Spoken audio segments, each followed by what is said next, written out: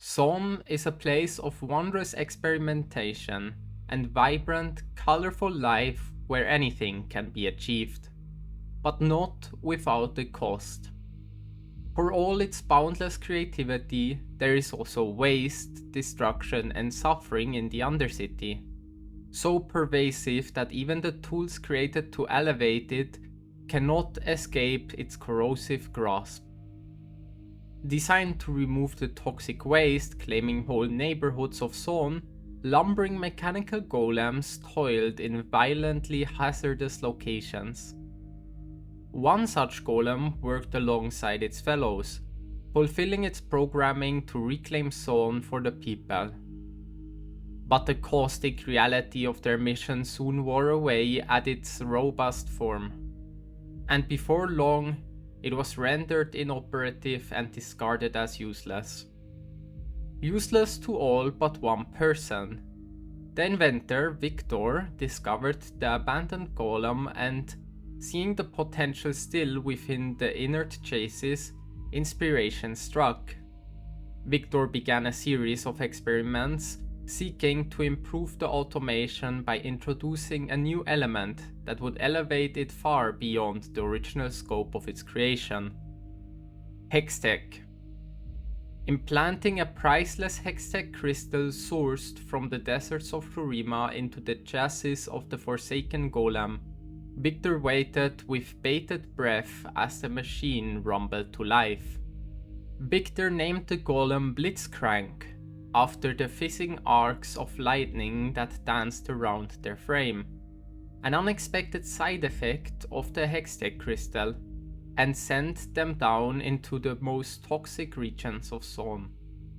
Not only did Blitzcrank prove as capable as any of their steam-powered brethren, but they accomplished their tasks with vastly improved speed and efficiency. And as the days turned into weeks, Victor began to watch something miraculous unfold. His creation was learning. Blitzcrank innovated, interpreting and extrapolating on their daily directives. As a result, they did far more to serve the people of Zaun and even began to interact with them on a regular basis. Seeing his golem progress to the cusp of self-awareness, Victor sought to replicate his achievement, but found only frustration and failure, as the key to Blitzcrank's blossoming consciousness eluded him. Not all of Blitzcrank's growth was cause for celebration. Concepts like moderation and nuance escaped them, and Blitzcrank would pursue any effort with the entirety of their being, or none at all. They would occasionally overdo or misinterpret the requests of Zaunites, such as smashing down the front of a tenement to admit a single resident who had lost their key, or even tearing an entire factory apart. Dispatched by Victor to clear a neighborhood of toxic chemicals, Blitzcrank traced the caustic runoff to its source, reasoning that the most efficient means to prevent further pollution was to eliminate the source of said pollution. Blitzcrank proceeded to destroy the factory, their lightning-wreathed fists not stopping until it was reduced to a mound of rubble and twisted iron. Enraged, the Chem Baron who owned the ruined factory descended upon Victor, demanding that he destroy the golem or pay a steeper price in blood. Victor was devastated, having come to view Blitzcrank as a living being rather than simply a tool to do his bidding.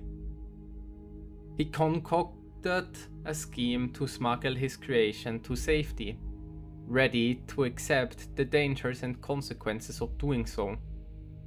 But as he returned to his laboratory to set his plan in motion, he discovered that Blitzcrank was already gone. Blitzcrank's evolution beyond the constraints of their original programming had yet to cease. Having grown into full self-sufficiency, they resolved to take up their mission independent from their creator. Rumors abound that the golem has even begun to upgrade their own form as they labor tirelessly to assist and protect Zaunites without pausing for instruction. They now patrol the undercity, deciding for themselves how best to shepherd Zaun down the path to becoming the greatest city Valoran has ever seen. Ensemble by Ryla Hyde. The plump belly of the rising howl looms before me, churning with its endless gears and elaborate ironwork. Some say the howl is named for the rough iron wolf that cries atop the apex of the hextrolic descender. Others swear the ghost of a black-veiled gentle servant haunts the cabin, and when the howl lifts him away from his lost love in Zaun, the sounds of his moans reverberate and shake its metal core. Many Piltovans, convinced as they are in their own sound judgment, are sure the name refers to nothing more than the cold wind whistling between the crevices below their city. But to me, the howl is not a single long cry. It is an orchestra of noise, a melodic blend of 1,000 unique sounds. It is why I am drawn to the machine. The multi-tiered elevator, supported by 3 vertical structural beams which span the height of the city, descends to the promenade level and slows to a lurching halt. "Disembark for the promenade," the conductor announces, her voice magnified by a bell-shaped sonophone. She adjusts her thick goggles as she speaks. Boundary markets, College of Tech Maturity, Horticultural Center. Passenger pour from the descender. Dozens of others board and spread throughout its floors. Merchants traveling to Zaun to trade in the night passers, workers returning home to sleep, wealthy Zaunites visiting night blooms in glass-domed cultivars. Then there are the unseen riders who have made the howl their home. I spy them scurrying in the shadows. Plague rats, shadowhars, and viridian beetles. Sometimes I climb down the crevices to descend to the sump. But tonight, I long for the harmony of noise I know the descender will create. Instead of entering through the doorway, I swing around the outside and lock my grip on the bottommost bar where rigged steel brackets frame the glass windows. My metal plates clank as I clamber onto the howl, drawing stares from the passengers and what looks like a grimace from the conductor. My knowledge of facial expressions grows each day. Most passengers ride within the compartment, away from the cold and soot, but outside, in the open air, I can hear the satisfying click-clack of mechanical parts snapping into place and the soft hiss of steam releasing as we sink into Zaun. And besides, I don't easily fit through most doors. A small boy clings to his sump-scrapper father's hand and gapes at me through the window. I wink at him and his mouth opens in what I estimate is surprise. He ducks behind his father. "Going down," says the conductor. She rings a large bell and adjusts the dials on a bright red box. I can almost feel the commands buzz as they surge through wires into the descender's engine. Below us, the iron pinnacles of Zaun's towers and green glass cultivars glitter like candles in the dimming light. The howl whirs and creaks as its cranks spiral down against the 3 towering beams. Weighed down with iron, steel, and glass, a blast of steam whistles from the topmost pipe. Inside the cabin, the sump scrapper and his child look on as a musician tunes his 4-stringed chitterone and begins a sonorous melody. His tune synchronizes with the clacking gears and whirring machinery of the howl. The father taps his foot to the rhythm. A beetle snaps his pincers as she scrambles away from the man's heavy boot. A gang of gem punks lean against the wall in soft repose. A pause so unlike their usual frenzied taunts through the city. The howl whirs in perfect fusion of sound during our descent. I marvel at the symphony around me and find myself humming along to the deep buzzing tones. The rhythm thrums through me and I wonder if those around me feel it. Entresol, the conductor calls out as the descender slows. A pair of couriers carrying parcels wrapped in twine disembark, along with a crew of chemtech researchers and a crowd of chem merchants. A merry crowd of Zaunites from the theater district steps aboard. "Down we go," she says, ringing her bell, and the howl responds with a whir. The descender sinks and the windows mist as vapor pours from the pipes above. Beads of water spread across my metallic chest as the harmony of clanking machinery and whooshing steam begins anew. A discordant murmur interrupts the pattern of sounds. The vibration is subtle, but I can tell something is off. The descender continues as if all was normal, until a jarring clunk breaks its perfect rhythm. Though I have never dreamed, I know a break in the pattern this abrupt is a machine's most frightening nightmare.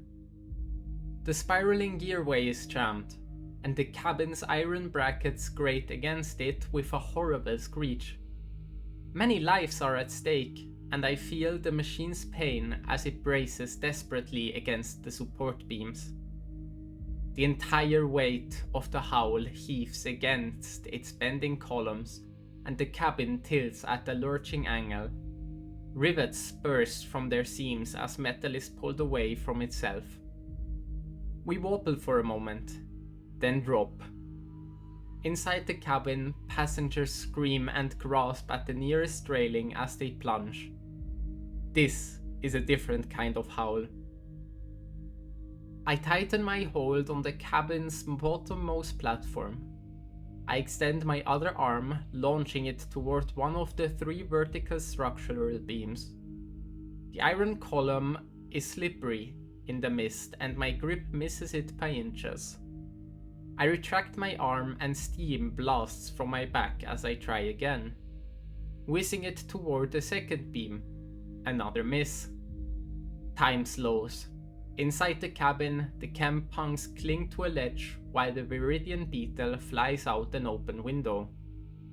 The sump scrapper and his child brace themselves against the glass, which fractures under their weight. The boy tumbles out, scrabbling at the frame with his fingers before he slips and falls. I reach up and catch the boy in mid-flight, then retract my arm. "Hold on," I say. The child clings to the plates on my back. I fire my arm up toward the support beam once more, and this time my hand meets solid metal with a resounding clang as I secure my hold. My other arm is forced to extend as it's wrenched down by the plunging cabin, so much that I feel my joints might fracture. Suspended in midair, I try to steady my grip. With a great jolt, my arm jerks as the descender holds its freefall. It shakes from the sudden stops, now supported only by my arm. The boy shudders as he tightens his grip on my back. The howl is still 50 feet above the ground, hovering over the sump-level buildings. My overlapping metal plates groan as they strain against the weight, and I concentrate all my efforts on holding myself together. If I fall, The howl falls with me, along with all its passengers. While locking my arm onto the support beam, I slide my arm down the pillar. We drop 10 feet and the cabin sways precariously before stabilizing again. "Sorry about that," I shout. Statements of empathy can be reassuring to humans in moments of crisis. I must try again. I must be strong. I release my grip on the support column ever so slightly, and with a piercing screech, we gently slide down the remaining 40 feet to the ground. My valves sigh as they contract. Passengers echo my sighs as they stumble through the doors and broken windows into the sump level, leaning on each other for support. The boy on my back breathes rapidly as he holds my neck. My arms whir as I retract them and lower myself to the floor, crouching down so the child can touch the ground. He scrambles back to his father, who embraces him. The conductor emerges from the descender and looks at me. "You saved us all of us," she says, her voice shaking from what I think is shock. "Thank you." "I am simply fulfilling my purpose," I say. "I am glad you are not hurt. Have a good day." She smiles, then turns to direct the crowd of Zaunites who have gathered to offer their assistance to the passengers and begin repairs. One of the Campunk girls carries the musician's chitterone for him as he crawls from the descender. Several of the theater folk comfort an elderly man. 2 hex mechanics stumble toward me, and I direct them to a medical officer who is setting up a tented repair station. The murmurs of the passengers and the hissing groans of the wounded descender blend with the whirs of and churning of the sump. The steam engine within my chest murmurs along, and I am moved to whistle a tune. The boy turns and waves shyly at me. I wave back. He runs to catch up with his father, his heavy boots tapping a rhythm on the cobblestones. Shifting wheels sing and gears click-clack within the belly of the rising howl. The Viridian beetle snaps her pincers in time with the beat as she zooms away into the sump. Thank you for listening. This was a comic production. If you'd like more content like this, consider liking and subscribing. Thank you.